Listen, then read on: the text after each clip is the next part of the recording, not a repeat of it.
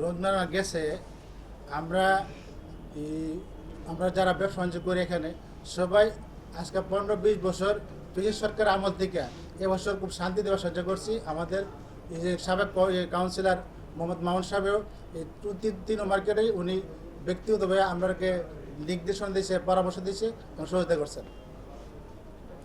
ইতিপূর্বে আমরা দেখেছি যে ঈদের আগ মুহূর্তে হলেই বিভিন্ন ধরনের মার্কেটে, বিশেষ করে কাপড় চোপড়, জুতা, এই মার্কেটগুলোতে এক ধরনের চাঁদাবাদের যে প্রচলনটা এটা অনেক বেশি ছিল। তো এবার আপনারা সেই চাঁদাবাদদের কি পরিমাণে চাঁদা দিয়েছেন?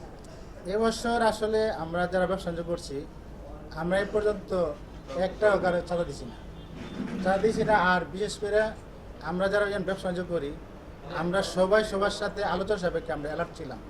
আর আমাদের যে সাবেক কমিশনার সাহেব উনি 5 তারিখের পর সরাসরি কয়েকবার সে ডাইরেক্ট বলে গেছে যদি কোনো চাঁদাবাজ এই মার্কেটে আসে সাথে সাথে তাকে অবহিত করার জন্য, এবং এবং বলছে যদি বাইন আমার উপর দিয়েন, এরকম উনি বলছেন।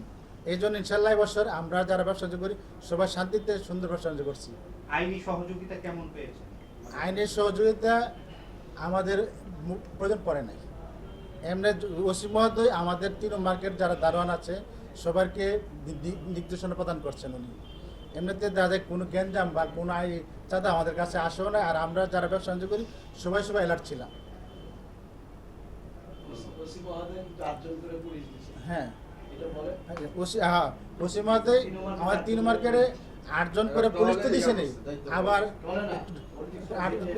8 জন করে পুলিশ দিছে। আবার আমাদেরকে দারোয়ান যারা ছিল 3 মার্কেটে ওনাদেরকে উনি ওনার মতো নির্দেশনা দিছে, যার কারণে আমরা এগুলোর থেকে মুক্তি পাইছি। এর জন্য আমাদের সমস্ত মার্কেটের পক্ষ থেকে ওসি মহোদয়কে ধন্যবাদ জানাই।